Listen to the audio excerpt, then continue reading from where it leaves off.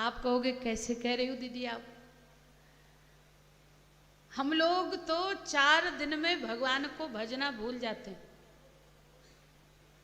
और कारण बोले हमने तो बहुत सेवा पूजा की, बहुत किया, लेकिन अब क्या करें, जब बातें ही नहीं बन रही तो छोड़ दिया हमने। अब हम पूजा नहीं करते महाराज, हमने तो पर्दा डाल दिया मंदिर में कि बैठे रहो, हमारी सुनी नहीं। और संत महात्मा जब भजन के लिए कहें कि मैया भजन करो, भैया भजन करो, प्रभु कृपा करेंगे, तो हम लोग क्या कहते हैं, कह रहे महाराज क्या फायदा इससे, क्यों करें भजन।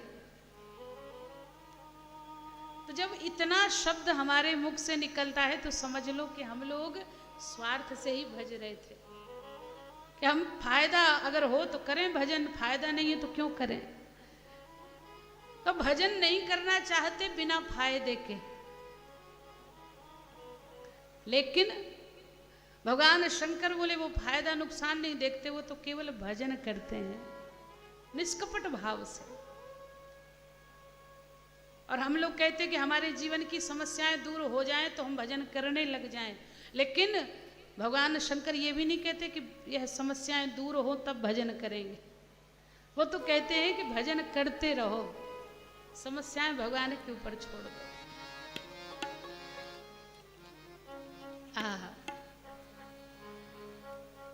बड़ा सहज उदाहरण आपको दे दे, फिर कथा में आगे बढ़े।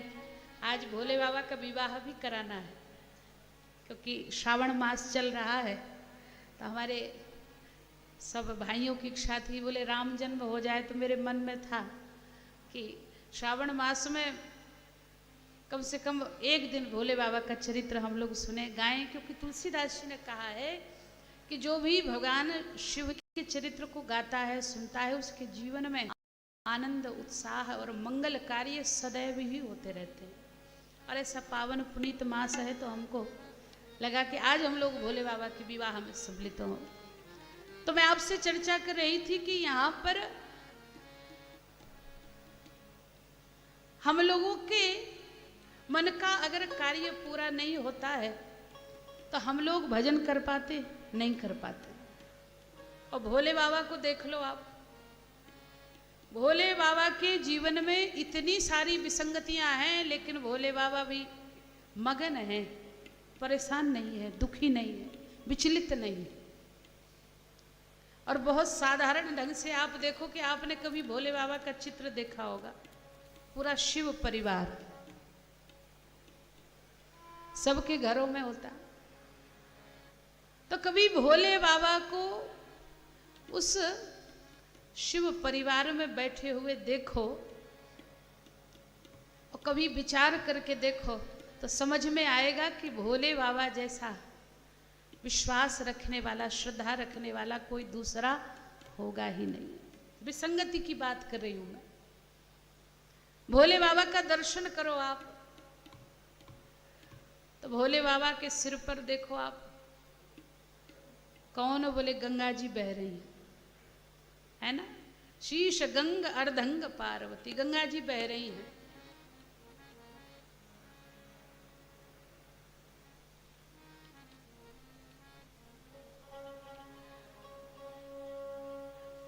तो ऊपर तो गंगा जी जल की धारा बह रही हो, थोड़ा सा नीचे उतरो तो भोले बाबा के तीसरा नेत्र है यहाँ, और दर्शन करो तो तीसरे नेत्र में है क्या, बोले यहाँ तो आग बरसती है महाराज।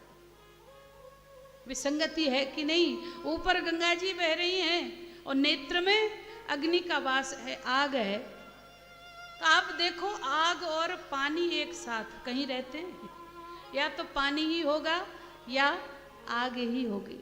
लेकिन भोले बाबा के जीवन में आग और पानी दोनों एक साथ हैं। और इतना ही नहीं, भोले बाबा के मस्तक पर चंद्रमा चमक रहा है, तो चंद्रमा में बोले यहाँ अमृत है, और भोले बाबा के कंठ में बोले यहाँ पर विष है। तो विष और अमृत एक साथ, आग और पानी एक साथ। और इतना ही नहीं, भोले बाबा के गले में सर्पों की माला है, और भोले बाबा बड़े मगन होकर बैठे हैं। भोले बाबा के 2 पुत्र हैं, भगवान कार्तिकेय और भगवान गणेश।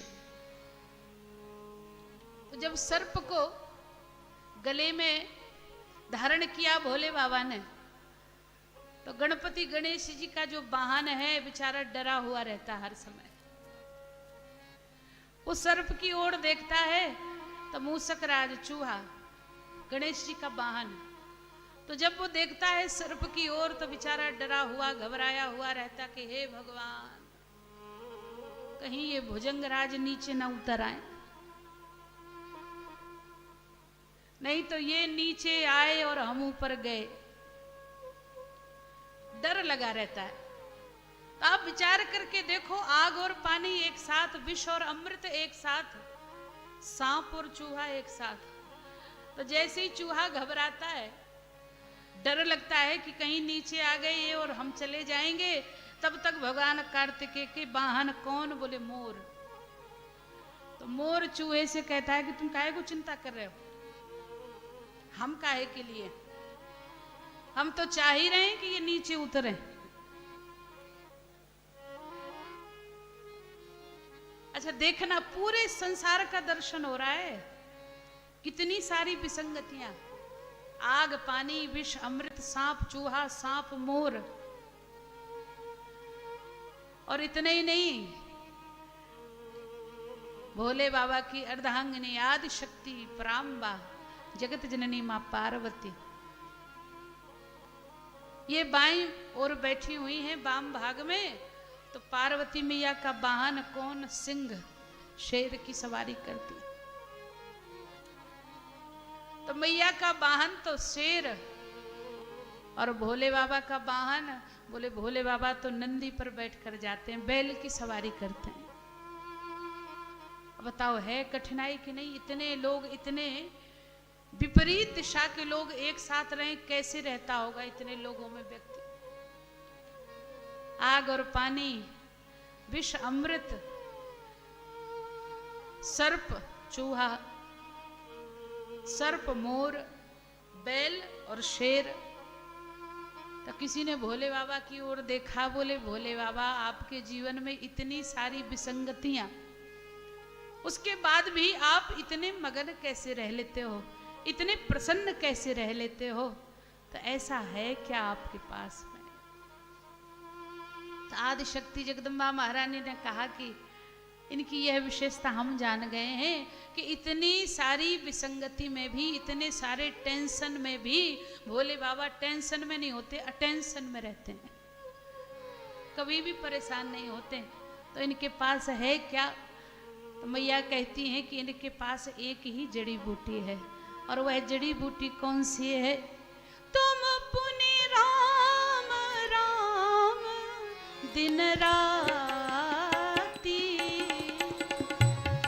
पुनि राम राम दिन राती, सादर जप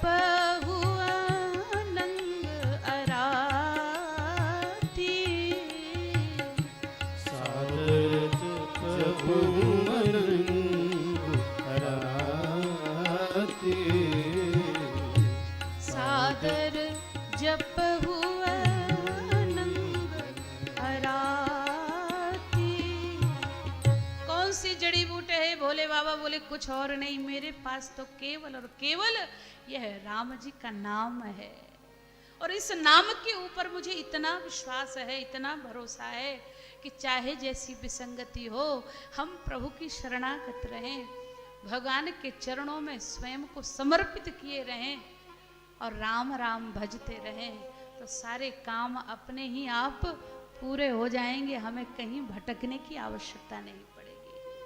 यह भूत भावन भगवान शंकर का संदेश, और हमारे आपके गुरुदेव भगवान भी कहते हैं कि कुछ और नहीं करना पड़ेगा, एक ही काम करो, मन सीताराम जप लो घड़ी घड़ी, मन सीताराम जप लो घड़ी घड़ी, मन सीताराम जप लो घड़ी घड़ी,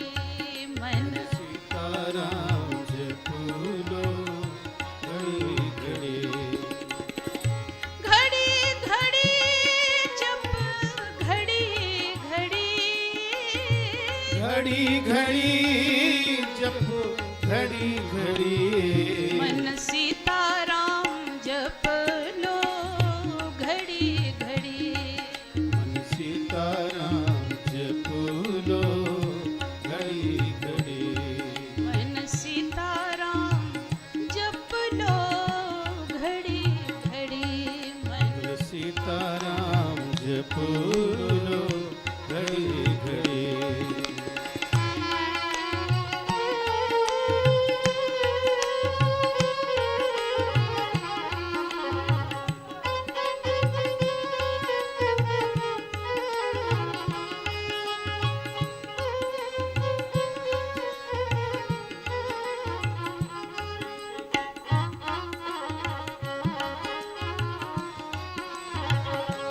जय जय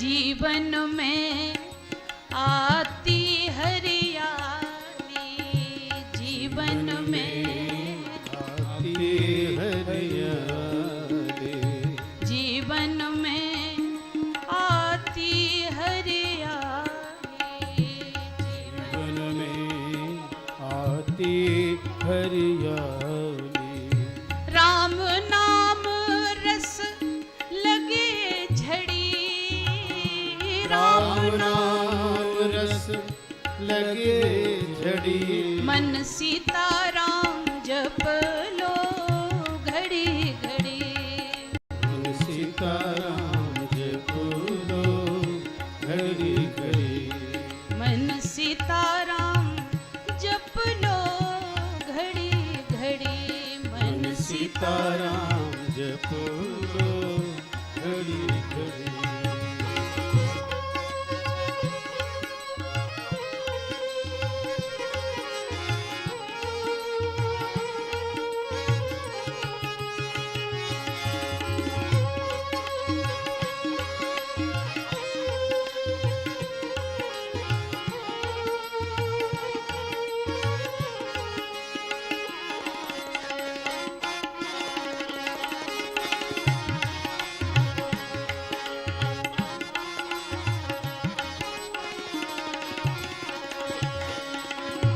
नाम प्रभु का कभी न लेता नाम प्रभु का कभी न लेता नाम प्रभु का कभी न लेता नाम प्रभु का कभी न लेता बातें करता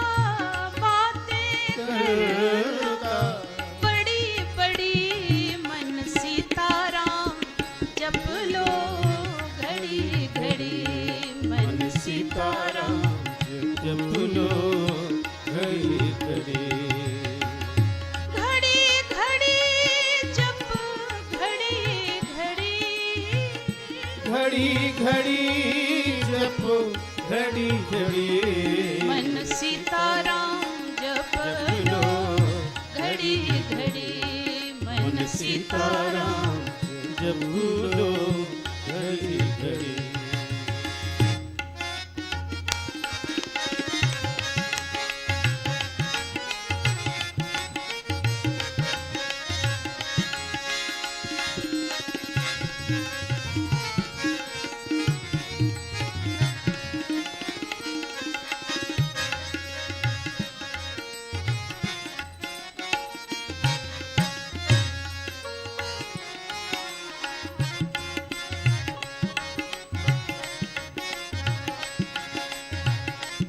जय हो जनराजे शुभ सफल जिंदगी जनराजे सफल जिंदगी जनराजे शुभ सफल जिंदगी जनराजे सफल जिंदगी जुगल चरण जो आन पड़ी जुगल चरण जो आन पड़ी मन सीताराम जप लो